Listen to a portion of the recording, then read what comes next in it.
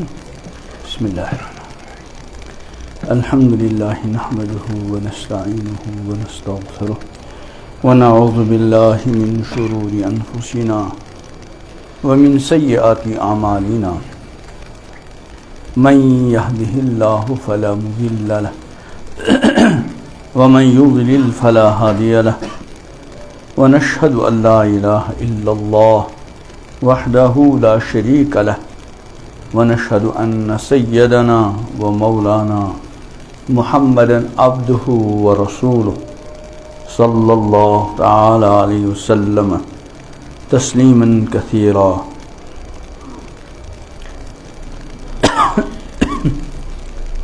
أما بعد فأعوذ بالله من الشيطان الرجيم.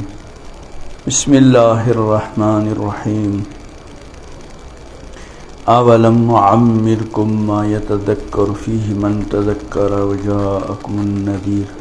صدق الله مولانا العظيم. اللهم صل على سيدنا محمد وعلى آل سيدنا محمد وأصحاب سيدنا محمد وبارك وسلم.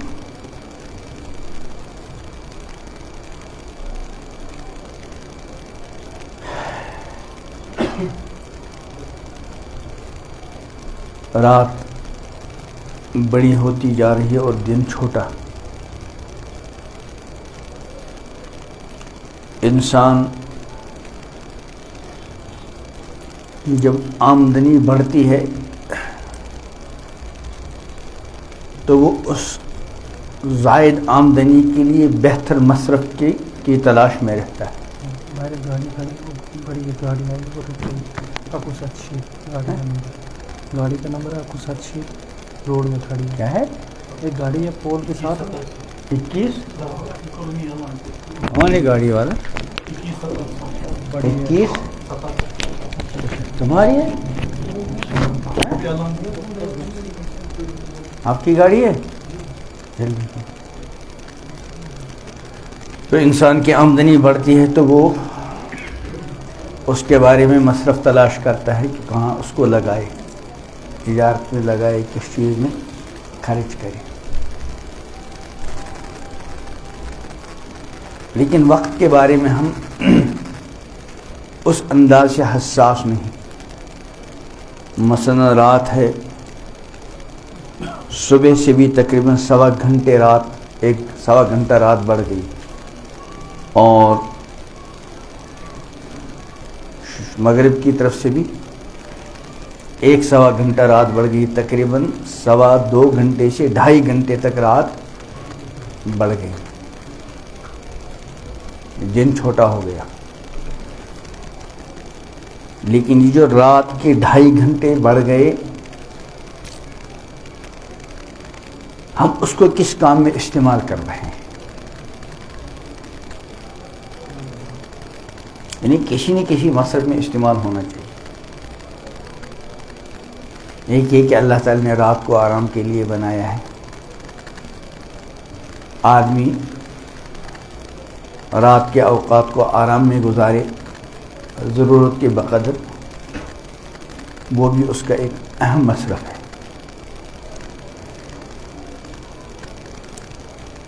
گرمیوں کے زمانے میں تو رات کو نیند پوری نہیں ہو پاتی.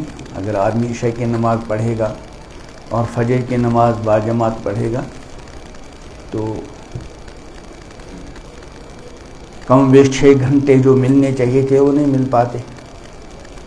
دن میں آرام، دن کے اندر آدمی جو ہے اس کمی کو پورا کر لیتا ہے. لیکن سردیوں کی رات اچھی خاصی بڑی ہوتی ہے. 2.5 گھنٹے تو بڑھ گئے 2.25 گھنٹے. اگر ان 2.25 گھنٹوں میں سے ہم نے کچھ حصہ آرام میں صرف کر لیا تو وہ بھی ایک اچھا مصرف ہے.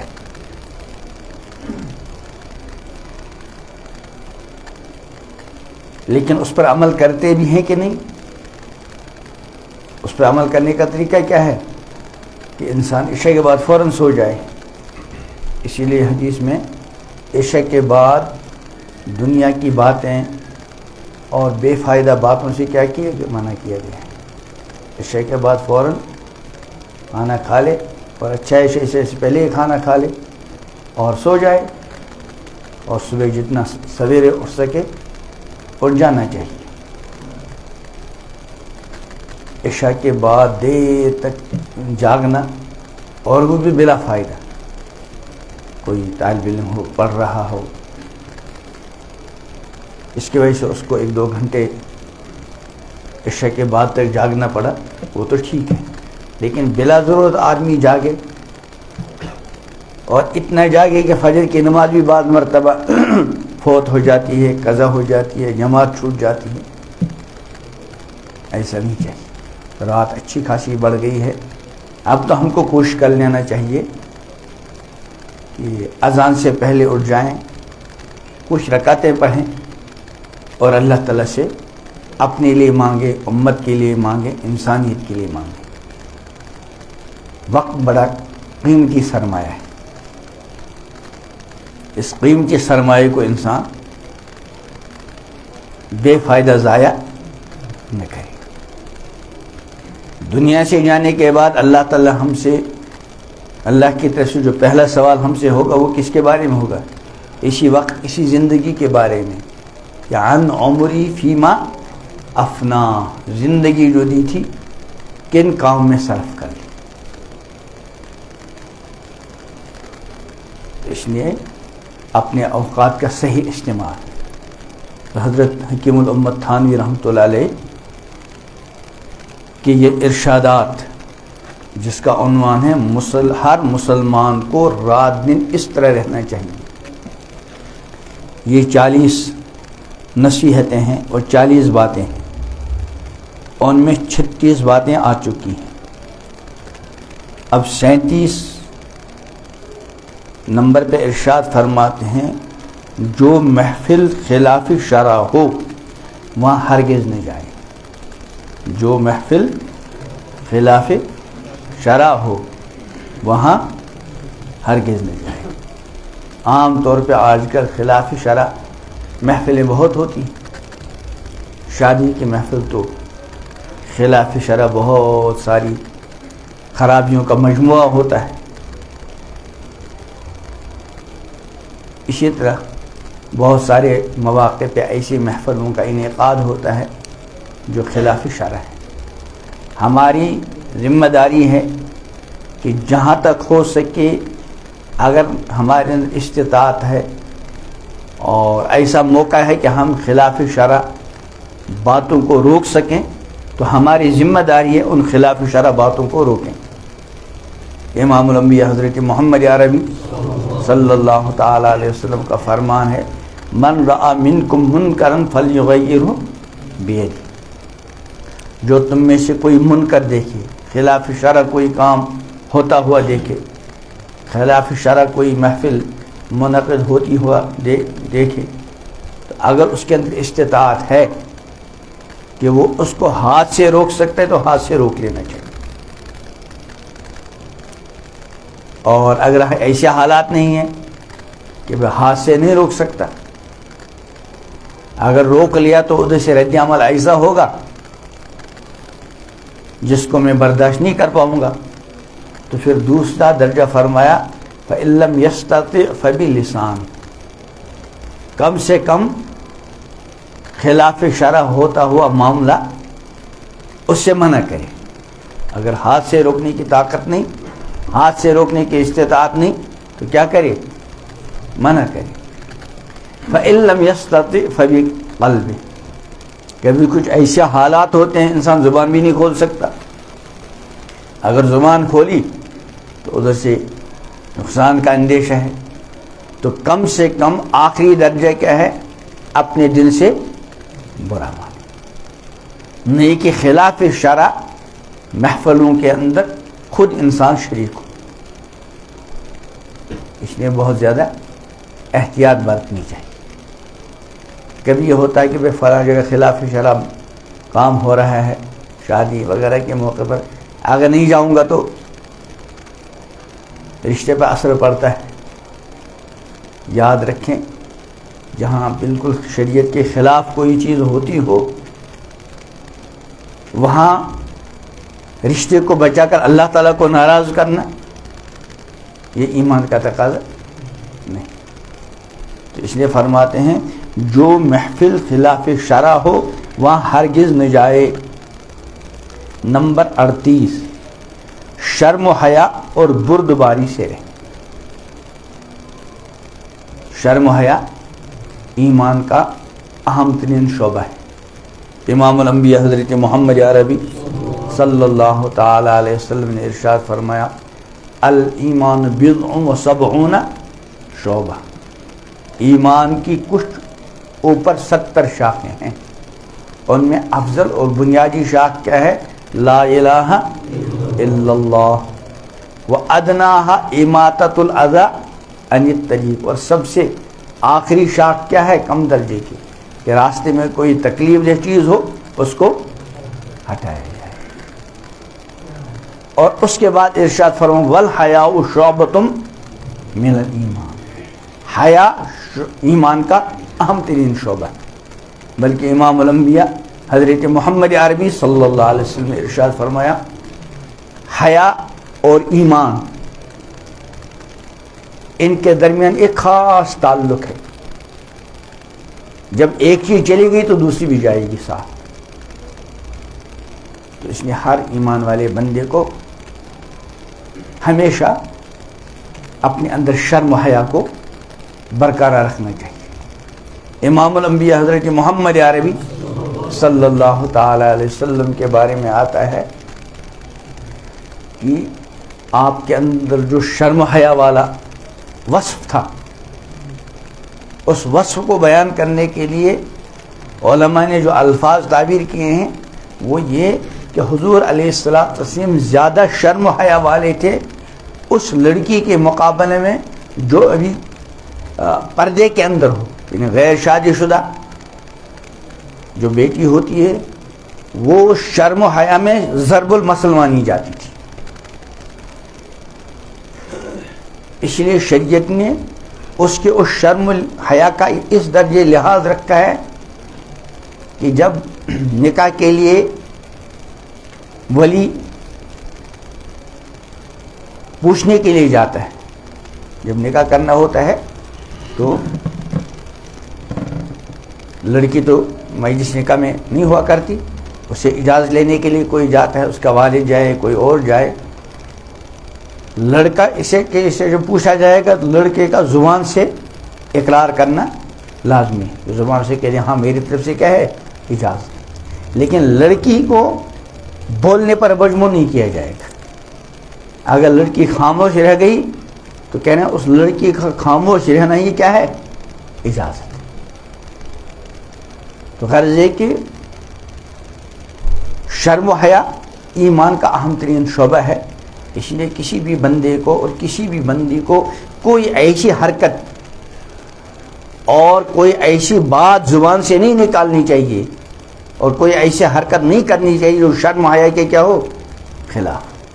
جب آدمی شرم و حیا کے خلاف زبان سے باتیں نکالنا شروع کرتا ہے اور شرم و حیا کے خلاف حرکات شروع کرتا ہے تو پھر آہستہ آہستہ آہستہ آہستہ وہ شرم و حیا والا معاملہ ختم ہوتا جاتا ہے.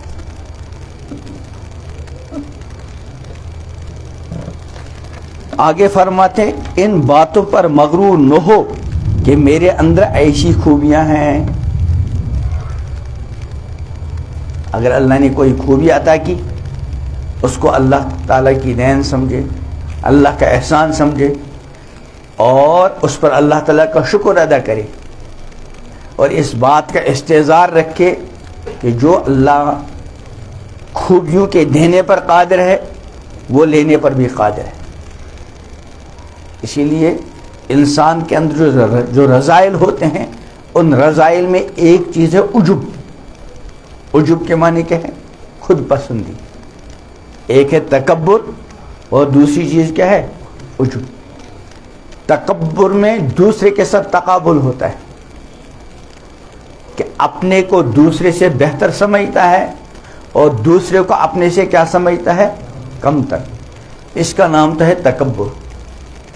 اور یہ ایک ایسی باطنی بیماری اور ایسا باطنی کینسر ہے کہ امام الانبیاء حضرت محمد عربی صلی اللہ تعالی علیہ وسلم نے ارشاد فرمایا کہ جس انسان کے دل میں رائی کے دانے کے برابر بھی کبر ہو تو وہ جنت میں نہیں جائے گا.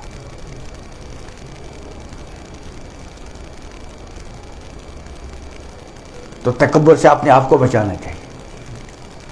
اور دوسری چیز ہے عجب. عجب میں دوسرے کے ساتھ تقابل نہیں ہوتا، بلکہ اس کے اندر وہ اپنی خوبیوں کو ملحوظ رکھتا ہے اور دوسرے کے ساتھ اس کا تقابل کرے. اس عجب اور خود پسندی سے بھی انسان کیا کرے؟ بچے. اپنی خامیوں پر نظر رکھے اور دوسروں کی خوبیوں پر. عموماً کیا ہوتا ہے کہ ہم لوگ دوسروں کی خامیوں اور کوتاہیوں پہ نظر رکھتے ہیں اور اپنی خوبیوں پر. اس کا نتیجہ کبھی تو عجب کی صورت میں نکلتا ہے اور اللہ بچائے کبھی اس سے آگے بڑھ کر تکبر کی صورت میں آ جاتا ہے. اس لیے بندہ ہمیشہ دوسروں کی خوبیوں پر اور اپنی خامیوں پر کیا رکھے؟ نظر رکھے. حکیم الامت حضرت تھانوی رحمۃ اللہ علیہ کا وہ مشہور ملفوظ ہے،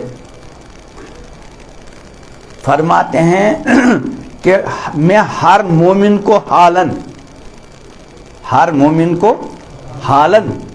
اور ہر کافر کو احتمالاً اپنے سے بہتر سمجھتا ہوں. ہر مومن کو حالن اور ہر غیر مومن کو احتمالاً. کیا مطلب؟ یعنی ہر مومن کے بارے میں میرے دل میں یہ بات ہوتی ہے شاید اس وقت اس کے اندر کوئی ایسی خوبی ہو کہ اس خوبی کی وجہ سے وہ اللہ کی بارگاہ میں مقبول ہو، اور ہو سکتا ہے اس وقت میرے اندر کوئی ایسی خرابی ہو جس کے لیے میری نظر جا نہیں رہی اور اللہ تعالیٰ کے نزدیک وہ بہت مبغوض ہے. تو اسی کو فرمایا ہر مومن کو حالن اور ہر غیر ایمان والے کو احتمالاً. یعنی مومن کے لیے تو فی الحال میرا یہ ذہن میں بات ہوتی ہے، ہو سکتا ہے وہ اس وقت مجھ سے کیا ہو؟ بہتر. اور اسی لیے یہ صورت کہ اس کے اندر کوئی ایسی، دیکھو بعض مرتبہ اللہ تعالیٰ کو کوئی ایسی خوبی کسی کو پسند آتی ہے کہ بظاہر وہ کوئی بڑی نیکی نہیں مانی جاتی. اس سے پہلے حدیث آئی تھی، حضور اکرم صلی اللہ تعالی علیہ وسلم نے ارشاد فرمایا کہ بندہ زبان سے کوئی خیر کی بات نکالتا ہے، وہ نہیں سمجھتا کہ میں نے کوئی بڑی نیکی کی بات کی، کوئی اچھا کوئی بڑی خوبی کی بات اور بڑی نیکی کی بات میں نے کی، لیکن اللہ تعالیٰ کو اتنی پسند آتی ہے اسی کی وجہ سے اس کو اللہ تعالیٰ اونچے درجات پر پہنچا دیتا ہے. اور کبھی زبان سے کوئی ایسی شر کی بات نکالتا ہے، وہ نہیں سمجھتا کہ میں نے کوئی غلطی کی، میں نے کوئی گناہ کا کام کیا، لیکن اللہ تعالیٰ کو وہ اتنا ناپسند ہوتی ہے وہ بات کہ اسی کی وجہ سے وہ جہنم رسید ہو جاتا ہے. وہ جو دو واقعے احادیث میں آتے ہیں، ایک اس بڑھیا کا کہ اس کے پاس بلی تھی جس کو اس نے باندھ رکھا تھا، نہ تو اس کو آزاد چھوڑتی تھی کہ وہ اپنا خود کہیں سے گزارا کرتی، اور نہ اس کے کھانے پینے کا کوئی بندوبست کرتی. نتیجہ یہ نکلا کہ وہ بھوک کے ماری مر گئی. حضور علیہ السلام نے فرمایا کہ میں نے اس کو جہنم میں دیکھا. اور اس کے برعکس وہ دوسرا واقعہ، ایک بدکار، ایک فاسق یا فاسقہ، وہ کہیں جا رہا تھا، بہت پیاس لگی، وہاں کنواں تھا، پانی نکال کر پی لیا. اتنے میں کوئی کتے کا بچہ آیا، وہ بھی پیاس کے مارے ہانپ رہا تھا، اس کی زبان باہر نکلی ہوئی تھی. اس شخص نے کیا کہا کہ اس کی وہی حالت ہے جو تھوڑی دیر پہلے میری حالت تھی، جسے میں پیاسا تھا یہ بھی پیاسا ہے. اس نے اپنا چمڑے کا موزہ نکالا اور کسی طریقے سے پانی نکال کر اس کتے کے بچے کو پلا دیا. اللہ تعالیٰ نے اسی پر اس کی کیا فرما دی؟ معاف کر. تو اس نے دوسروں کی خوبیوں پر اپنی خامیوں پر. تو ہر ایمان والے کو حالن، ہر غیر ایمان والے کو احتمالاً. احتمال کا مطلب کیا ہے؟ کہ ممکن ہے اگرچہ وہ اس وقت غیر ایمان والا ہے، ہو سکتا ہے اللہ تعالیٰ کبھی اس کو ایمان عطا کرے اور وہ جنت میں چلا جائے، اور خدا نہ خواستہ میرا معاملہ برعکس ہو. اس حدیث میں آتا ہے ایک بندہ جنت والے اعمال کرتا ہے، جنتیوں والے اعمال کرتے کرتے اس کے اور جنت کے درمیان ایک بالش تک فاصلہ رہ گیا. یوں سمجھ لو مر گئے وہ جنت میں پہنچ گیا. اچانک تقدیر الہی غالب آ جاتی ہے، وہ جہنمیوں کے کام کرنے لگتا ہے، وہ جہنم میں چلا جاتا ہے. اب اس کے ہوتے ہوئے کون آدمی عجب اور تکبر میں مبتلا ہو سکتا ہے؟ ہمیشہ اپنے آخری انجام پر نظر رہے. ایسے ایک انسان وہ جہنمیوں والے کام کرتا ہے، جہنمیوں والے کام کرتے کرتے اس کے اور جہنم کے درمیان ایک بالش تک فاصلہ رہ گیا. اچانک تقدیر الہی غالب آ گئی اور وہ جنتیوں والے کام کرنے لگا، اسی پہ خاتمہ ہوا، جنت میں چلا گیا. اس حدیث کا سبق کیا ہے کہ کوئی بندہ اپنی خوبیوں پہ اتراوے نہ، ہمیشہ ڈرتا رہے پتہ نہیں انجام کیا ہوگا.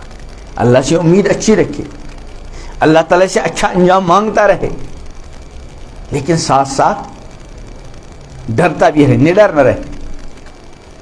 حدیث میں وہ مشہور ہے نا، ایمان خوف اور امید کے درمیان، یعنی انسان نہ تو بالکل نڈر ہو اور نہ بالکل مایوس ہو.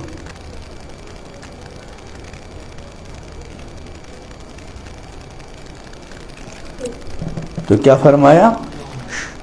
ان باتوں پر مغرور نہ ہو کہ میرے اندر ایسی خوبیاں ہیں، نہ معلوم کس وقت کون سی خوبی کس خرابی میں بدل جائے.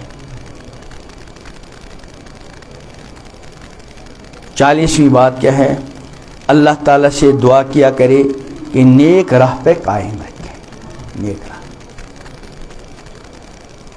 اس کا تو بہت زیادہ اہتمام رہنا چاہیے کہ بندہ ہمیشہ اللہ تعالیٰ سے استقامت مانگتا رہے.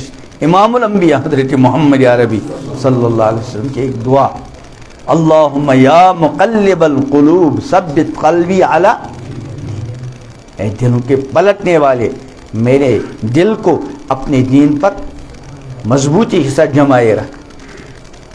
ایک صحابی نے عرض کیا، یا رسول اللہ کیا آپ کو ہمارے بارے میں کوئی ڈر ہے؟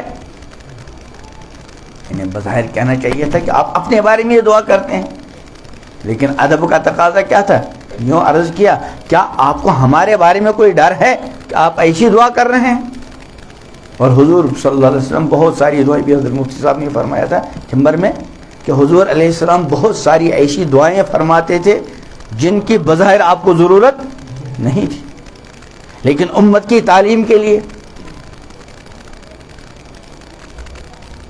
تو حضور علیہ السلام کیا دعا فرماتے؟ اللہم یا مقلب القلوب ثبت قلبی علی دینک. تو صحابی نے عرض کیا، کیا آپ کو ہمارے بارے میں کوئی ڈر ہے جو آپ اس طرح دعا فرماتے ہیں؟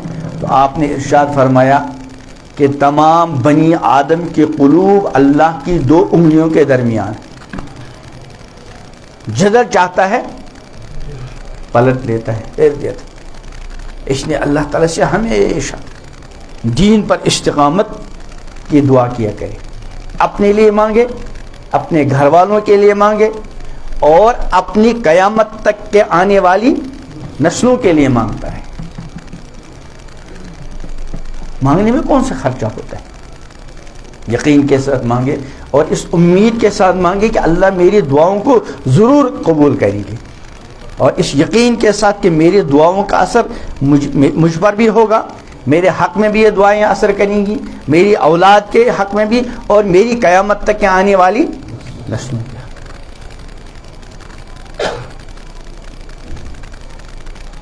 جیسے حضور اکرم صلی اللہ تعالی علیہ وسلم نے اپنی امت کے لیے دعائیں فرمائیں. ظاہر بات ہے جو امتی اس دنیا میں آ جاتا ہے تو حضور صلی اللہ علیہ وسلم کی وہ مقدس دعائیں وہ اس بندے کی طرف متوجہ ہو جاتی ہیں، اور انہی دعاؤں کے سائے میں بے شمار گناہوں کے باوجود امت پر کوئی اجتماعی عذاب نہیں آتا. تو ایسے جب ہم اپنے گھر والوں کے لیے، اپنی قیامت تک میں آنے والی نسلوں کے لیے دعاؤں کا اہتمام رکھیں گے تو ہماری جو نسل دنیا میں آتی رہے گی، ہماری وہ دعائیں انشاءاللہ ان کے کام آتی رہیں گی۔ تو فرمایا اللہ تعالیٰ سے دعا کیا کرے کہ نیک راہ پر قائم رہے۔ تو اللہ نے خود سکھلایا اہدنا الصراط المستقیم صراط الذین انعمت علیہم غیر المغضوب علیہم ولا الضالین۔ سمجھ کر پڑھ لیں۔ یہ جو سورہ فاتحہ ہم ہر نماز میں پڑھتے ہیں، بس عادت کے طور پر پڑھتے ہیں، بلکہ ہماری نمازیں بھی عادت کے طور پر ہیں۔ عادت کے طور پر کا مطلب کیا ہے؟ بس عادت ہو گئی، اللہ اکبر کہہ دیا، اب زبان پر خود بخود سبحانک اللہم، یعنی ہاتھ خود بخود یہاں بن گئے، زبان پر خود بخود سبحانک اللہم آیا، تعوذ آیا، تسمیہ آیا، سورہ فاتحہ آئی، اس کے بعد کچھ اور آئے، فوراً رکوع میں، یعنی ایک عادت ہے۔ حالانکہ نماز کے ہر رکن کو بطور عبادت کے انجام دینا چاہیے، استحضار کے ساتھ، قصد اور ارادے کے ساتھ۔ ایک ہوتی ہے کوئی مشین، اس کا بٹن دبا دیا تو ہر عضو چل رہا ہے، کہیں ایسا نہ ہو کہ ہماری نماز بھی اسی طرح کی ہو۔ اس کا طریقہ کیا ہے کہ ہر چیز کو سمجھ کر نماز شروع کرنی ہے تو دل و دماغ کو حاضر رکھیں۔ ایک بات میں اکثر عرض کرتا ہوں کہ جب نماز کے لیے ہم کھڑے ہوتے ہیں تو ہم اپنے سارے اعضاء کا رخ کدھر کو کرتے ہیں؟ قبلے کی طرف۔ تو جیسے ظاہری اعضاء کا رخ ہم کدھر کرتے ہیں؟ قبلے کی طرف، ایسے ہمارے اندر جو اشرف الاعضاء ہے دل، اس کا رخ کدھر کرے؟ اللہ تعالیٰ کی طرف۔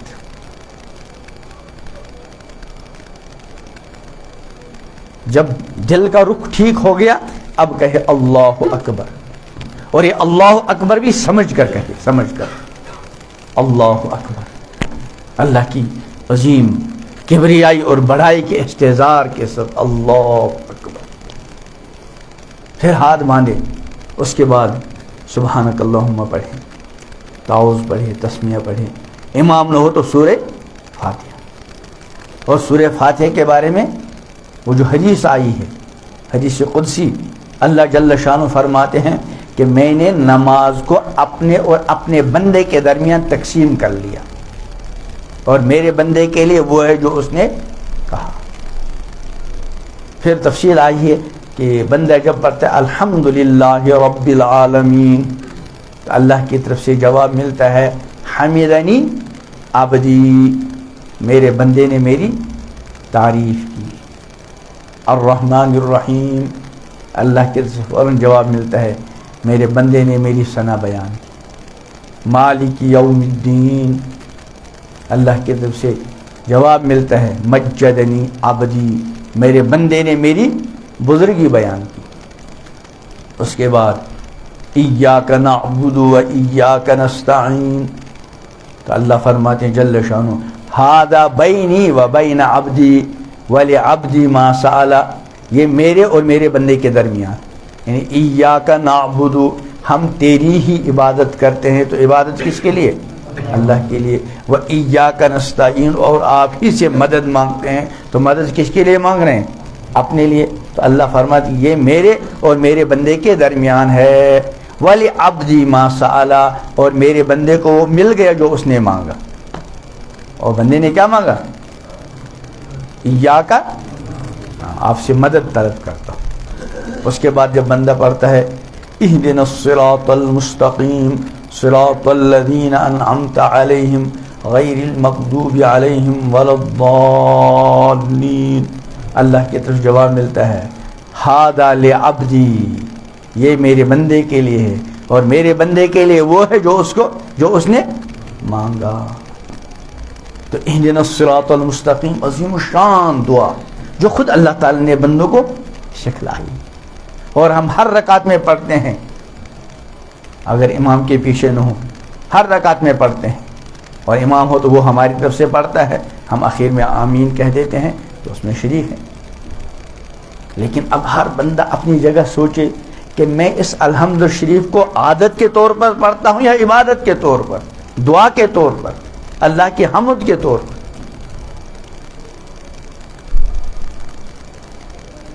اہدنا الصراط المستقیم یہ عظیم الشان دعا ہے اور روز ہم کو مانگنی پڑتی ہے اور مانگتے ہیں الحمدللہ، لیکن بے شعوری کے ساتھ نہیں، پورے شعور کے ساتھ. ایسے رکوع کر لیا تو یہ سمجھ کر رکوع کر لیا کہ میں اللہ کی بارگاہ میں جھک رہا.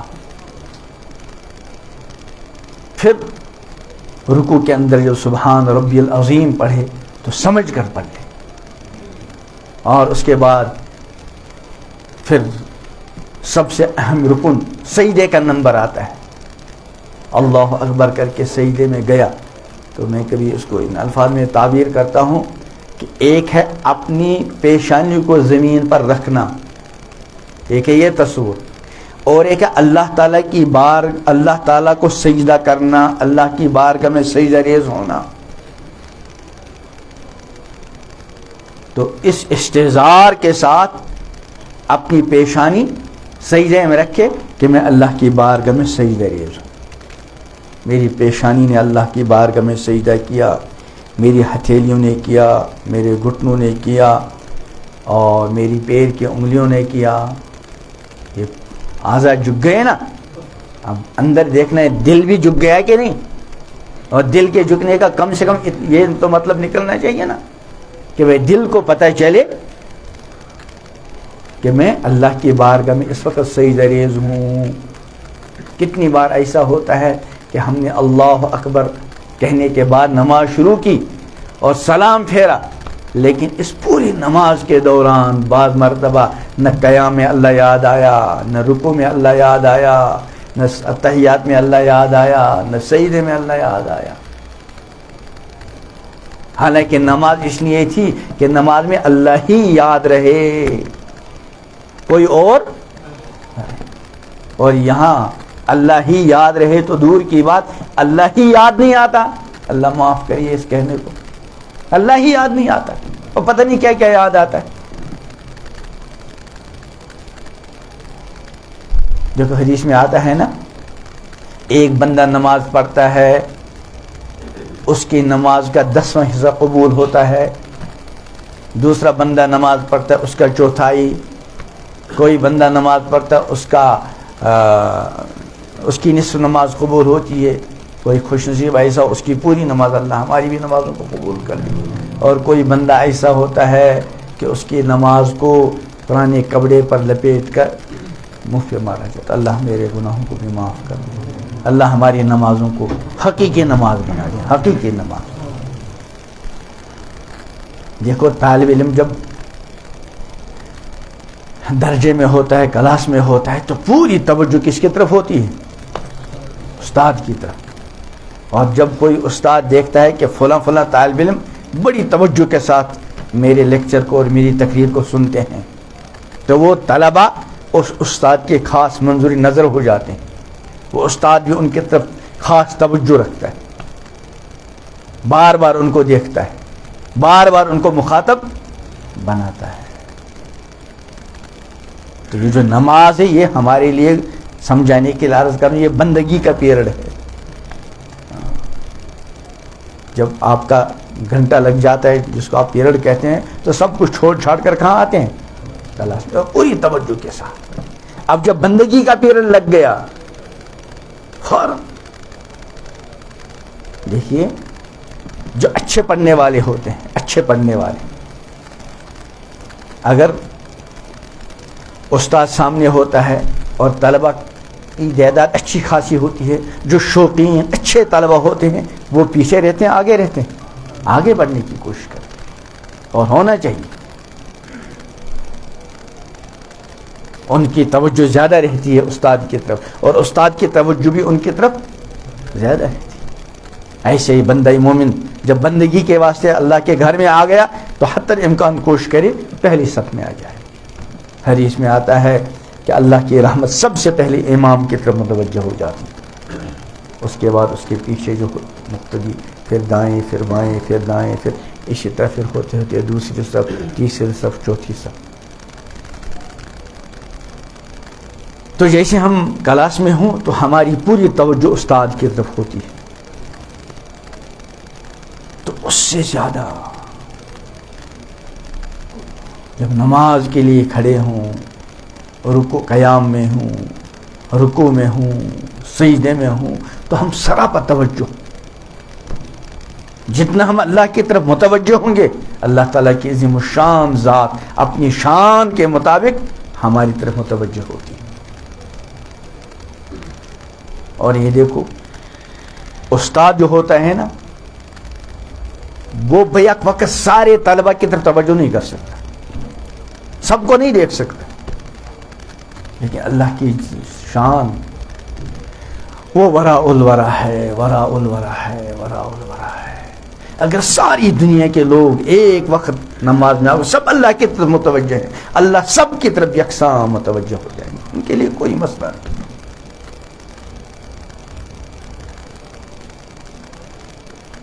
تو اس لیے نماز کو بطور عادت کے نہیں بلکہ بطور عبادت کے، شعور کے ساتھ، قیام شعور کے ساتھ، رکوع شعور کے ساتھ، سجدہ شعور کے ساتھ، اور قاعدہ اور اتحیات پورے شعور کے ساتھ، اور اللہ سے مانگے پروردگار مجھے ایسی نماز عطا کر دے جو نماز آپ کو پسند آئے۔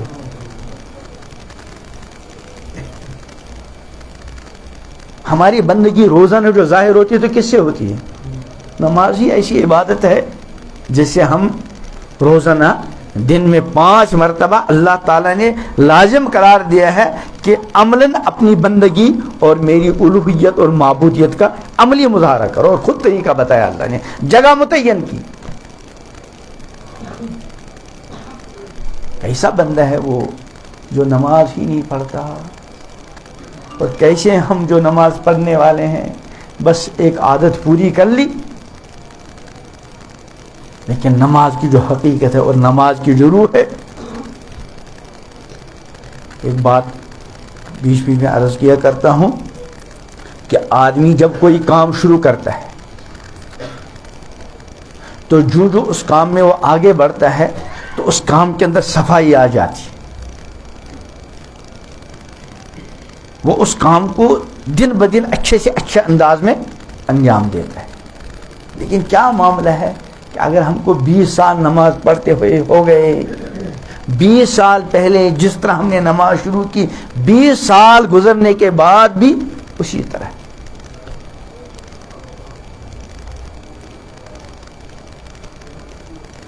حالانکہ یہاں آگے بڑھنے کے اتنے مواقع ہیں جس کا کوئی شمار نہیں۔ آپ پڑھیں گے کالج میں، یونیورسٹی میں، یہ جو ڈگریاں محدود تو ہیں، کہیں پہنچ کر پھر آگے، لیکن اللہ تعالیٰ کی عبادت، بندگی، اللہ کی معرفت، اللہ کی پہچان، اس کی تو کوئی انتہا نہیں۔ فرماتے ہیں اے برادر بے نہایت درگہیست، اے برادر بے نہایت درگہیست، برچ ہرچ بروے می رسی بروے میں ایست۔ اے بھائی، اللہ کی معرفت، اللہ کی محبت، اللہ کی عبادت، اللہ کی بندگی، اللہ کے ساتھ تعلق کے تو بے شمار مقامات ہیں۔ جس مقام پر تم پہنچ گئے وہاں رکنا مت، چلتے رہو، چلتے رہو، چلتے رہو۔ وہ ہے نا حضرت مفتی تقی صاحب کا وہ شعر، کیا ہے؟ قدم ہے راہ الفت میں تو منزل کی ہوس کیسی۔ منزل جانتے ہیں نا، جہاں آدمی پہنچ کر کہ بھائی اب میں پہنچ گیا۔ فرماتے قدم ہے راہ الفت میں تو منزل کی ہوس کیسی، یہاں تو عین منزل ہے تھکن سے چور، یعنی بندے کے بس میں جو ہے وہ اپنا سارا بس میں جو بھی کچھ سب بس لگا دے۔ تو اہدنا الصراط المستقیم۔ تو اللہ تعالیٰ سے دعا کیا کرے کہ نیک راہ پر قائم رہے۔ حضرت تھانوی کی کتاب ہے مناجات مقبول، اور بھی دعائیں ہیں، اس میں امام الانبیاء حضرت محمد عربی صلی اللہ علیہ وسلم کی عظیم الشان دعائیں ہیں۔ حضور کی تو ہر چیز عظیم الشان، حضور کی نصیحتوں کو دیکھو، حضور علیہ السلام کی عظیم الشان دعاؤں کو دیکھو، اللہ اکبر، اللہ، کتنی جامع ترین دعائیں۔ مناجات مقبول لے لیا کریں، اور روزانہ ایک منزل اگر آدمی پڑھ لے، ایک تو دعائیں بھی یاد ہو جائیں گی، اور حضور علیہ السلام کے دہانی مبارک سے نکلی ہوئی دعائیں، اور وہ دعائیں جو حضور نے اللہ کی بارگاہ میں پیش کی، ان دعاؤں کا کون مقابلہ کر سکتا ہے؟ تو وہ دعائیں بھی کرے اور اللہ سے اپنی زبان میں مانگا کرے. ایک ہے دعا کا پڑھنا، ایک ہے دعا کا کرنا. دعا صرف پڑھنے کی چیز نہیں بلکہ دعا کرنے کی چیز ہے. بندہ اپنے آپ کو سراپا محتاج سمجھے اور اس استحضار کے ساتھ میں پوری کائنات کے اس خالق و مالک سے مانگ رہا ہوں جس کو ہر چیز پر قدرت ہے، وہ سب کچھ دینے پر قادر ہے. خود فرمایا حضور نے کہ دعا اس حال میں مانگو کہ تم کو قبولیت کے یقین ہو. پوری امید ہو اللہ کی ذات سے، اللہ تعالیٰ مجھ کو خالی نہیں نکالیں. تو بہرحال یہ 40 باتیں ہوئیں. ہر مسلمان کو رات دن اس طرح رہنا چاہیے. اس پرچے کو کبھی لے بھی لیں اور بیچ بیچ میں اس کو پڑھا کریں، اور پھر اس طرح زندگی گزارنے کی ہم اگر کوشش کریں گے تو ہمارے وقت کا صحیح استعمال ہوگا. اللہ تعالیٰ ان ساری باتوں کو میرے لیے، آپ کے لیے مفید سے مفید تر بنا دیں، اور اللہ تعالیٰ ہم کو اپنی پوری زندگی اس طرح گزارنے کی توفیق عطا فرمائے کہ اللہ تعالیٰ ہم سے راضی ہوں، اور ہمارا جینا اللہ کی بندگی میں بھی گزرے، اور ہمارا جینا دوسروں کے لیے بھی ہر اعتبار سے مفید و کارآمد ہو، اور دنیا میں ہم اس طرح جئیں کہ مرنے کے بعد جو دوبارہ جینا ہو وہ جینا ہمارے لیے ابدی کامیابی، ابدی راحت، ابدی سکون اور ابدی نعمتوں کے حصول کا ذریعہ بن جائے. سبحان اللہ بحمدہ، سبحانک اللہم وبحمدک، ونشہد ان لا الہ الا انت، نستغفرک ونتوب